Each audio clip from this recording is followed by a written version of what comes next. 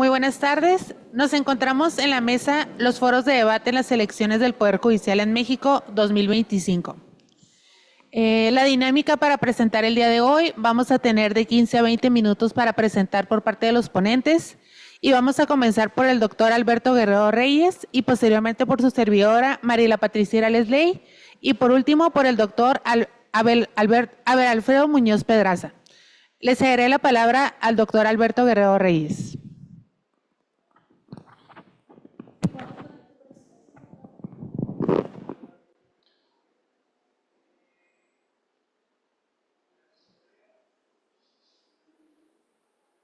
Muchas gracias.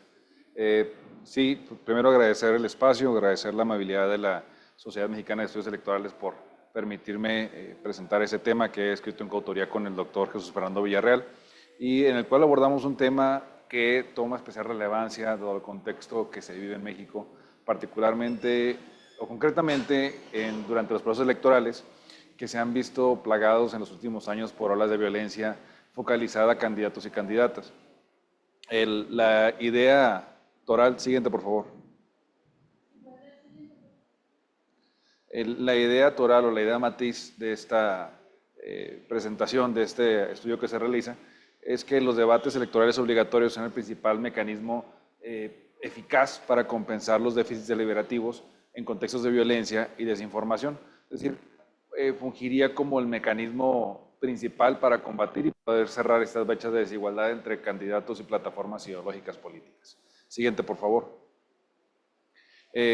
Diversos informes desde 2008 han coincidido, 2018, que en el país se registran niveles sin precedentes de ataques y asesinatos de actores políticos, particularmente candidatos y candidatas, lo que representa la penetración del crimen organizado en su mayoría de los casos en la arena electoral y la fragilidad institucional para garantizar elecciones seguras y equitativas. Claro, esto va acompañado de otros factores que debilitan el Estado de Derecho, la independencia, la frágil independencia judicial, la prosecución de los delitos que muchas veces es rebasada por la realidad contextual, entre otros, que sistemáticamente desde estas fechas para acá se dice que cada elección que se ha venido viviendo es la más violenta de la historia.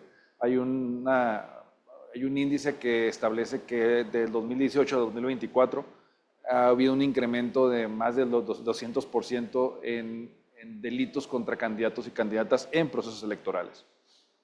Siguiente, por favor. Es importante concretar que la violencia no se limita a los procesos electorales, sino que ha penetrado las estructuras locales de poder, lo que ha concluido en la afectación a la libertad de expresión, la competencia equitativa y la participación ciudadana. Claro, se ha tomado como una herramienta de generación de temor para que el candidato o candidata se autocensure, para que el ciudadano o ciudadana ejerza su derecho al voto. Siguiente, por favor. En ese entendido, la violencia y la inseguridad constituyen un obstáculo significativo para la democracia, ya que afectan la libertad política y la participación ciudadana, limitando el ejercicio pleno de los derechos políticos y civiles, ¿no?, que están debidamente regulados y reconocidos en la Constitución. Siguiente, por favor. En este contexto, la inseguridad, el miedo y la desconfianza se convierten en factores estructurales que le reducen la deliberación pública y deterioran la calidad del sufragio informado. Por consecuencia, deterioran también la calidad de la democracia. Siguiente, por favor. Entonces, donde la información es sesgada o controlada por intereses particulares, la ciudadanía enfrenta dificultades para tomar decisiones electorales fundamentadas que han permitido el auge de líderes populistas, quienes debilitan los mecanismos de control y equilibrio, concentrando el poder en la figura del líder y reducen la deliberación política a una relación directa entre líder y pueblo. Es decir, se eliminan aquellos mecanismos de control que permitirían, en todo caso, un ejercicio delimitado del poder. Siguiente, por favor. La democracia deliberativa, en las conceptualizaciones desarrolladas por Habermas y Goodman, establecen que la legitimidad democrática no puede derivarse únicamente de la agregación de las preferencias individuales, sino que requiere de procesos de deliberación pública que permiten la formación informada y reflectiva de esas preferencias. Por ello se ha construido un andamiaje que se podría entender insuficiente, ya que partimos de la idea de que los debates no son obligatorios y por ello que lo que ha fungido como un mecanismo de información se ve delimitado, cooptado. Siguiente, por favor. Entonces, en este marco, los debates fungen como mecanismos institucionales específicamente diseñados para facilitar la deliberación pública en contextos electorales. Siguiente. Se convierten entonces en espacios de confrontación argumentativa donde las propuestas políticas pueden ser sometidas a escrutinio público, comparadas críticamente y evaluadas en términos de coherencia, viabilidad y correspondencia con las demandas sociales. Es decir, no podemos dejar de observar que al momento de un debate y una confrontación de ideas, estas están no solamente sujetas al escrutinio público, sino también al escrutinio y, valga la redundancia, al debate de la idea con otro candidato. Siguiente, por favor. Es importante considerar que esos espacios no solo proporcionan información sobre las posiciones de los candidatos, sino que también generan conocimiento público a través de la confrontación de esas perspectivas, la explicitación de diferencias programáticas y la evaluación comparativa de propuestas. Es decir, un plano de equidad para la presentación de. Siguiente, por favor. Insisto, la función deliberativa social se ve afectada, deriva particularmente en contextos de violencia. Estos generan déficits específicos en la calidad de la deliberación pública que comprometen la integridad de los procesos electorales y debilitan las condiciones para que el ejercicio de un sufragio informado. Siguiente, por favor. Dentro de estas características de contención o de afectación de deliberación encontramos la autocontención y la autocensura de candidatos, ya que se les ha generado cierto temor de expresión de las ideas y también de la expresión de propuestas que podrían sugerir la afectación a un grupo delictivo o a particulares que tienen influencia sobre grupos delictivos. Otros aspectos que inciden en esto es el control territorial de espacios públicos por parte de actores criminales, aquellos que bajo el control diverso al gubernamental determinan quiénes pueden y no pueden estar en cierto espacio territorial, privilegiando a aquellos que les son favorables a sus intereses. Adicional a ello, la desinformación sistemática, ¿no? La falsa información, las famosas fake news, que se utilizan también como instrumento para incidir en un voto desinformado. Siguiente, por favor. Entonces, ya encontramos que los debates son el mecanismo ideal como para manera de compensar estos déficits deliberativos, ya que se constituyen como una suerte de espacio seguro para la deliberación, particularmente cuando otros espacios de intercambio político han sido comprometidos por la violencia o la desinformación. Siguiente, por favor.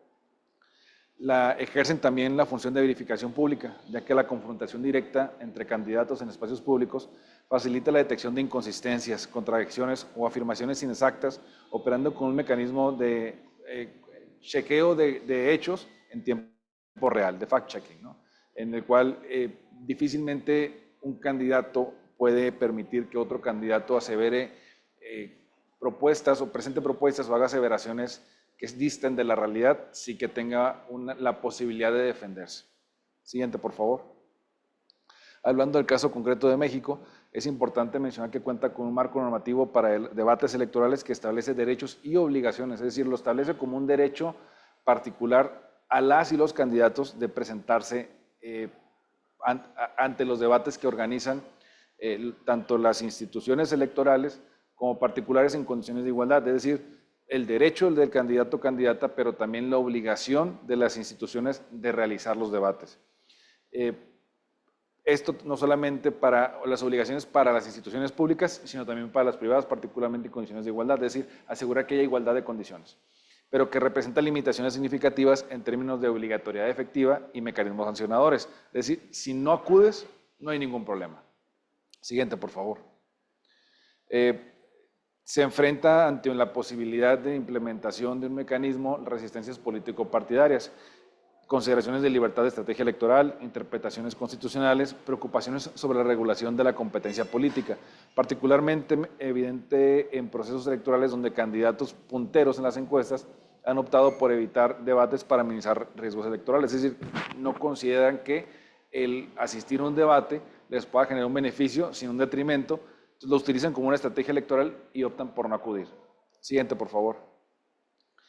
la obligatoriedad, la implementación de la obligatoriedad de los debates, de la asistencia obligatoria, quiero decir, tiene el fundamento en el derecho ciudadano a la información política, el principio constitucional de equidad en la contienda electoral y la garantía constitucional de condiciones para el ejercicio libre, informado del derecho al voto. Esto requiere, siguiente por favor, un diseño institucional y regulatorio.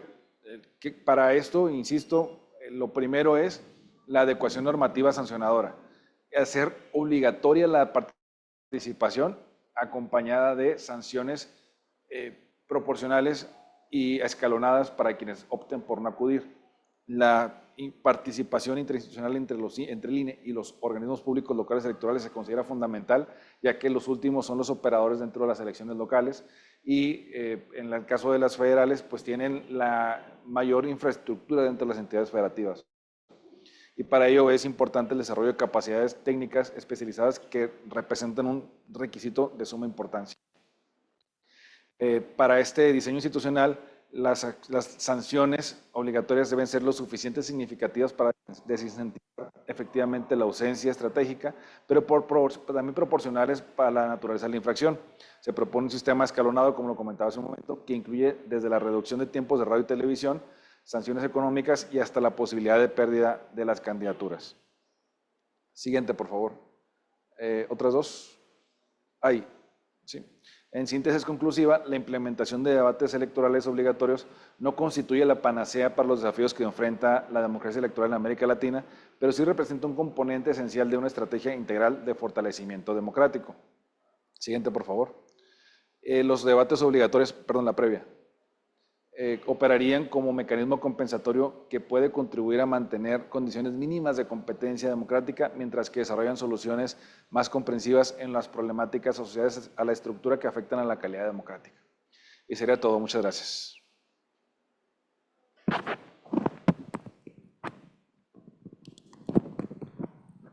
Muchas gracias, doctor, por su participación. Y yo tengo una pregunta.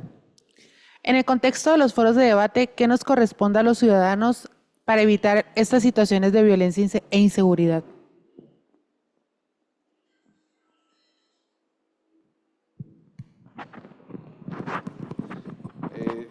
En el entendido que la violencia y la seguridad, bueno, es una labor, su combate es una labor compartida de las instituciones junto con la ciudadanía.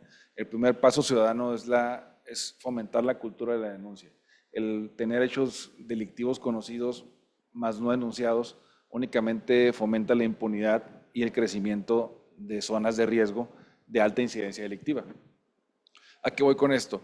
En el momento en el que se da una campaña electoral o dentro de un proceso electoral, es difícil que un ciudadano pueda formar parte de una estrategia que privilegie la seguridad o que dé condiciones de seguridad ante las candidaturas.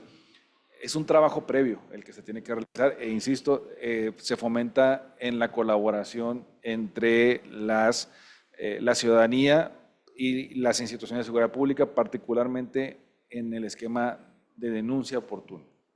Y también en la vigilancia de que las autoridades hagan su trabajo, ¿no? Que es parte esencial de un nuevo modelo de gobierno abierto donde la ciudadanía ejerce puntualmente la vigilancia del cumplimiento de las obligaciones gubernamentales, ¿no? Y en este caso la seguridad pública, seguridad ciudadana no está excluida de ello. Muchas gracias. Bueno, continuaré con mi presentación.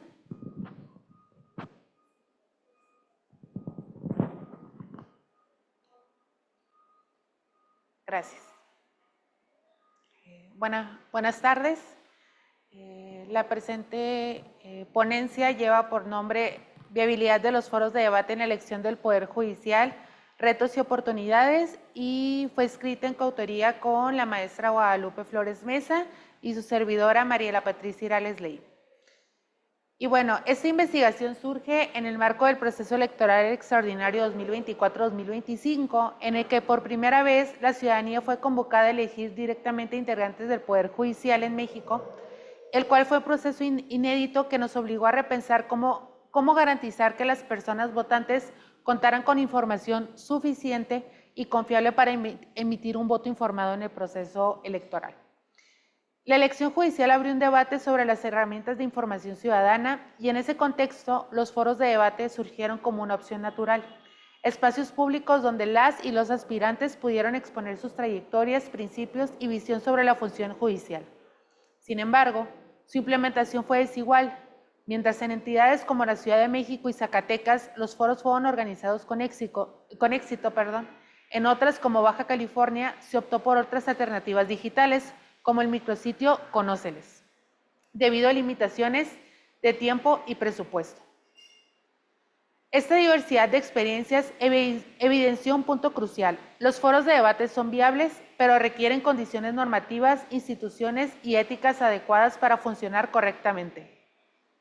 Uno de los pilares del sistema democrático es el principio de publicidad y transparencia en México. Este principio se encuentra en los artículos 6 y 41 constitucionales que garantizan el acceso a la información y organización de las elecciones transparentes. Autores como, si quieres dar a la siguiente, por favor. A la siguiente. Ahí, por favor. Autores como Robert Dahl y Giovanni Sartori señalan que la democracia no solo puede sostenerse cuando la ciudadanía tiene los elementos suficientes para formarse con un juicio razonado. En este sentido, los foros de debate se conciben como mecanismos de publicidad activa que permiten a la ciudadanía comparar opciones y fortalecer la deliberación democrática. Asimismo, el derecho a la información reconocido por la Corte Interamericana de Derechos Humanos refuerza la obligación de las instituciones de brindar canales accesibles de comunicación electoral. Siguiente, por favor. A diferencia de otros cargos, los perfiles judiciales se caracterizan por la neutralidad, la sobriedad y la reserva. Y como señala Fix Fierro, la legitimidad del Poder Judicial proviene de la imparcialidad y no de la exposición pública. Por ello, trasladar la lógica de los debates políticos al ámbito judicial implicó ciertos retos únicos, como exponer ideas sin comprometer la independencia, informar sin caer en la politización y acercar la justicia a la ciudadanía sin tribalizar su función. Siguiente, por favor. El proceso 2025 nos permitió observar en esas tensiones, así como las oportunidades que ofrecen los foros para acercar el Poder Judicial al escrutinio ciudadano. Y durante la investigación se identificaron 3 grandes grupos de retos.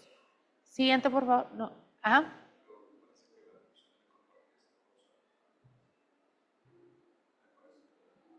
Sí.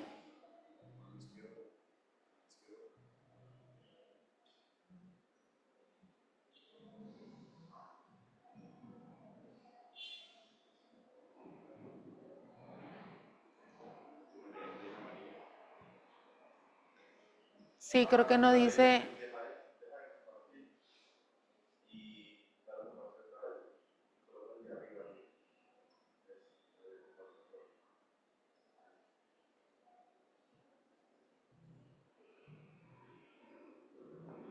Bien, gracias.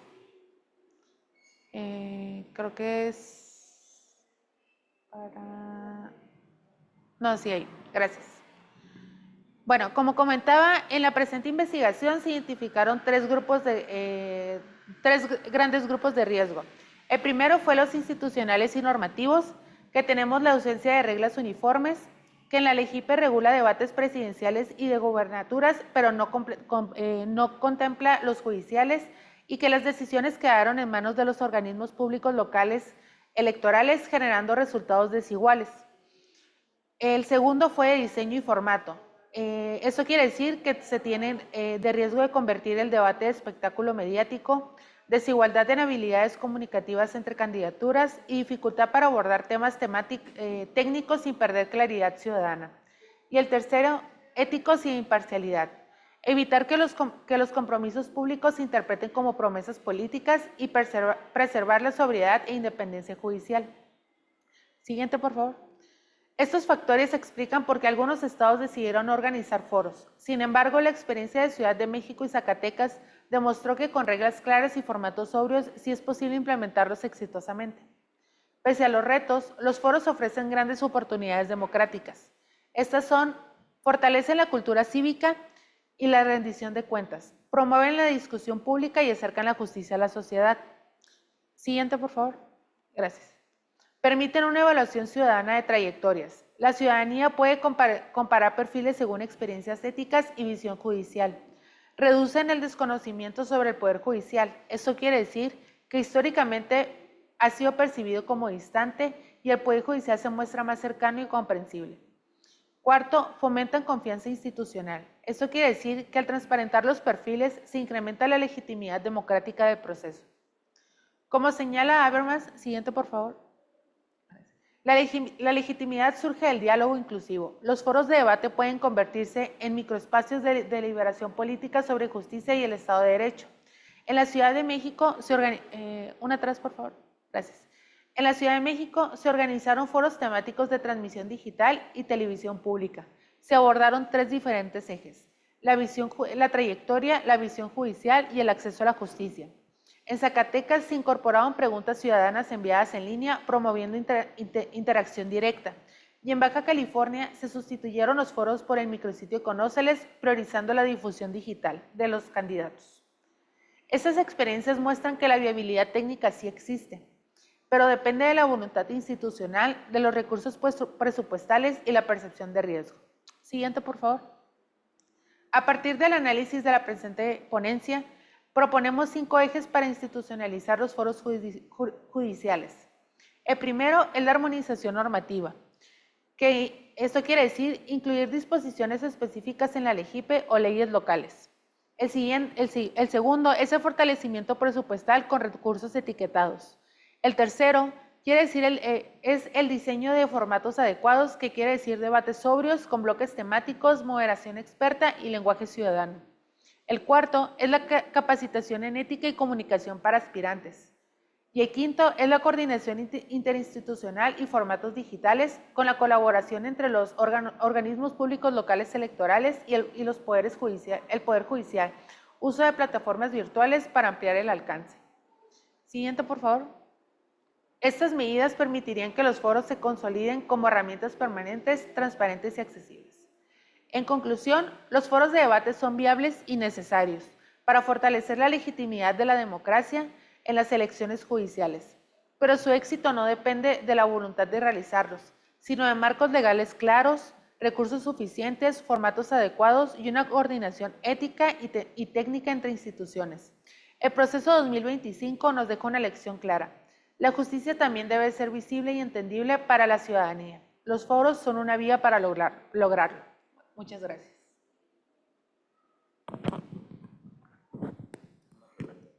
Un par de preguntas.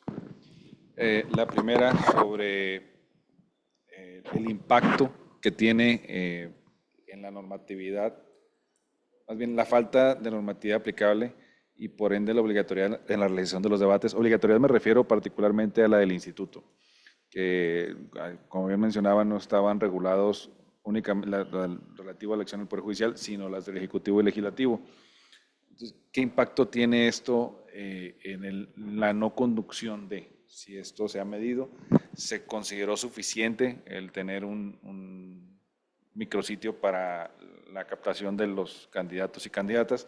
¿Y qué porcentaje de las candidaturas acudió a la convocatoria que se les realizó para integrar su información al sitio Conóceles?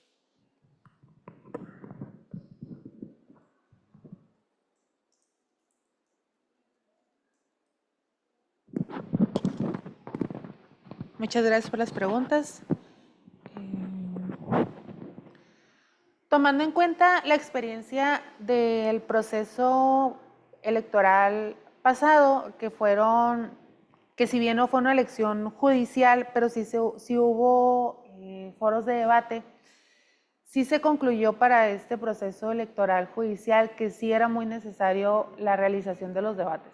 Si bien no está regulado en la ley la realización de estos, sí es necesario que se lleven a cabo, puesto que para la ciudadanía es un medio de acercamiento hacia con los candidatos. Entonces, sí se pudo concluir esto desde el instituto, sí es necesario realizarlos, entonces sí se pudo concluir. ¿Y qué porcentaje de los candidatos se inscribió al sistema Conóceles? Bueno, no tengo un número exacto, pero sí fue un gran porcentaje de los candidatos el que se inscribió. Si bien no fue el 100%, sí fue la gran mayoría, entonces sí funciona el sistema Conóceles, pero no es suficiente para conocer a los candidatos. Bueno, el sistema Conóceles funciona de esta manera: suben su perfil, el candidato sube su trayectoria, sube su visión hacia con el Poder Judicial, cuál es su visión para el Poder Judicial. Entonces sube algunas propuestas, sube su trayectoria académica, su trayectoria profesional, se conoce un poco del candidato, así la ciudadanía puede tener un acercamiento con el candidato, pero hay muchos candidatos que no lo hacen. Entonces, pues el foro de debate es un mecanismo que viene a fortalecer este mecanismo. Se podrían tener los dos y se garantizaría que la ciudadanía podría tener un acercamiento mayor con los candidatos que tendríamos para las elecciones del Poder Judicial. Y bueno, con esto concluiríamos la mesa el día de hoy. Agradezco la participación y muchas gracias por la asistencia.